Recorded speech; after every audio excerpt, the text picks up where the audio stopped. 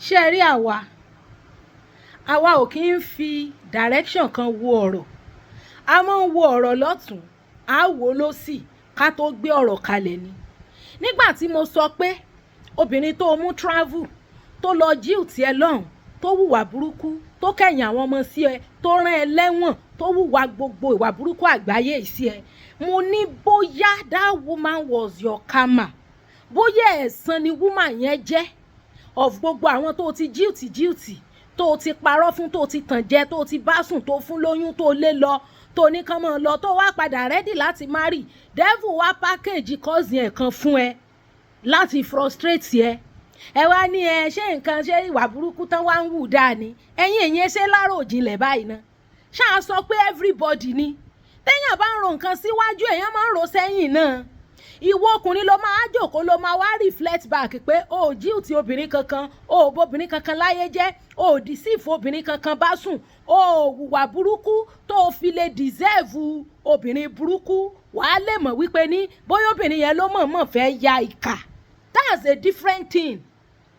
But in as much as pé as humans a máa ń view ọ̀rọ̀ differently ni, that is why a lè ronú bákan náà. Òní yìí kọ́ la ti ń gbọ́ pé àwọn obìnrin máa ń hùwà burúkú sáwọn ọkùnrin lọ́hùn, and most of the time àwọn obìnrin yẹn náà la máa ń bá wípé tó ẹ máa ṣe dẹ́ẹ̀dẹ́ níràọ́, ẹ máa ṣe dáadáa. But the other way round kì í ṣe gbogbo ìgbà náà ni ọkùnrin jàre náà. Kí ni problem ẹ̀yin ọkùnrin míì gan? Recently náà mo ń bá lady kan sọ̀rọ̀, mo ní tó ẹni tó ní òun ti níyàn méjì tó bímọ fóun, kò sí kankan nínú wọn nínú ilé òun, red flag lọkùnrin yìí jẹ́ o. Ó wá lọ gba nọ́mbà, ó wá ń bọ́ ọmọ chaati, kò wá mọ̀ pé admin lòun bá chaati ní ìyá ọkùnrin yẹn, ó wá ń sọ̀rọ̀ sí yẹn, ó ṣe lè ní red flag lòun. Of course red flag ni ẹ́. Ẹni ọkùnrin àbẹ́ni obìnrin tó bá ti lọ́kọ rí tàbọ́kùnrin tó ti níyàwó rí tí ò wá níyàwó mọ́ is a red flag. Red flag kọ́kọ́ ni at the initial stage, ìwọ ló máa wá prove until you prove otherwise. Obìnrin míì wà tójó obìnrin gidi tó ṣàgbákò ọkùnrin, ọkùnrin míì wà tójó ọkùnrin gidi tó ṣàgbákò ìyàwó. But initially everybody tẹ́ bá ti rí tó bá ti ní challenges nípa pé à ń lọ́kọ àníyàwó, red flag kọ́kọ́ lẹ́ni yẹn. Along the line, but maybe during your investigation ló tó máa wò pé ẹni èèyàn dáadáa ni, partner rẹ̀ ní ọmọ wa rẹ̀, bẹ́ẹ̀ ní ọmọ yìí rẹ̀. Bẹ́ẹ̀ yín ọkùnrin ẹ ti bìlífù pé ẹ̀yin ò lè jẹ́ red flag. Ìwọ ọkùnrin tó ti níyàwó kìíní tó lọ, tí kejì lọ, tí kẹta lọ, ìwọ gan red flag ni ẹ́. Bẹ́ẹ̀ yín ara yín kan òótọ́ ọ̀rọ̀. Èyí tó níyàwó sílé tó fẹ́ fẹ́ mí gan, ó yẹ kẹ́lòmíì tó fẹ́ fẹ́ yẹn náà ronú jinlẹ̀, kó ṣèwádìí, kó investigate, kó pray kó tó lọ síbẹ̀, because ó mọ títí lé ẹ̀ ń forí tì kó tó fẹ́ wọlé. Ẹni tó divorce tó lọ náà, a divorced man or a divorced woman is a red flag, because kí ló ṣẹlẹ̀ tí first marriage ò fi work? Okay, single father ló pera ẹ, ẹnìkan ti bímọ fún ẹ, kí lẹ tó gba ọmọ ẹni yẹn? Ọmọ tán bí fún ẹ yẹn ò gbà, ò tọ́jú ẹ̀, kí l'assurance pé ó gba ọmọ eléyìí ó sì tọ́jú rẹ̀? Those are the red flag. Ọkùnrin could be a red flag. Bẹ̀yìn ọkùnrin máa assume pé 100% you are not bad. What is the meaning of all of that? Òótọ́ ni most àwọn ọkùnrin tóbìnrin ń fìyà jẹ ìlú òyìnbó, kámà làwọn obìnrin yẹn jẹ́ fún wọn. Kámà tó jẹ́ pé tí ò bá fẹ́ fìyà jẹ gan, ẹ̀san máa ké pé ó yá lọ hùwà burúkú sí, ó yá lọ kó bá lọ home office lọ fẹjọ́ ẹ̀sùn, ó yá jẹ́ kán deport ẹ̀ wá Naija padà, because òun náà ti láwọn tó ti pa lẹ́kún bí táwọn náà ti cry for justice. Ọlọ́run kò kí ń sí lẹ́yìn alábòsí. Ara yóò wá mọ gbóná wewewe. Tí ìwọ ò bá rí bẹ́ẹ̀ ni wọ́n mọ̀ pé yes ìwọ ò rí bẹ́ẹ̀. O jíù tí obìnrin o parọ́ marriage fóbìnrin kó bá sùn kó fún lóyún tán kó sá lọ. Ìwọ mọ̀ pé ìwọ ò sí nínú àwọn tí wọ́n bá wí. Bẹ̀yìn tọ́rọ̀ bá ti dùn jù, ẹ̀yin tẹ́ wà guilty of ọ̀rọ̀ lọ̀rọ̀ máa ń dùn jù. Ó lè jẹ́ kámà lobìnrin yẹn jẹ́ fún ẹ láti fìyà jẹ fún àwọn kan tó ti pa lẹ́kún. Imagine ó dọ́jọ́ wedding sọ́nà, wedding kọ̀sẹ̀ kan ó vanish, ó gbé kọ́ mọ́. Ó wá fíù pé ọmọ tó dédé kọjú ẹ̀ sórun alẹ́ pẹ̀lú àwọn fámìlì ẹ̀ yẹn, ó rò wípé ẹlẹ́dàá ẹ̀ ò ní fìyà jẹ. Olórí ibú obìnrin ló máa lọ bá pàdé tó máa túra palẹ̀ fún tó náà máa ṣe é ní jàǹbá. Bẹ́ẹ̀ ni, because karma is real. so most ẹ̀yin ọkùnrin tẹ́ lóbìnrin báyé yín jẹ́ ìlú èbó yẹn, àwọn obìnrin tẹ́ ti bà láyé jẹ́ kẹ́ tó márì ètò ẹ̀wá eventually márì yẹn, ẹlẹ́dàá wọn ló ń fìyà jẹ yín, ẹlẹ́dàá wọn ló pákéjì obìnrin tí ó báyé yín jẹ́ tí ò ní jẹ́ kẹ́ kéré oko délé, ẹlẹ́dàá wọn ló gbé kò yín. Àtọkùnrin àtobìnrin could be a red flag. A single mother is a red flag already. Òun ló máa wá prove beyond the reasonable doubt pé obìnrin alálùbáríkà lòun, ọkọ òun àkọ́kọ́ ni òun yìí òun.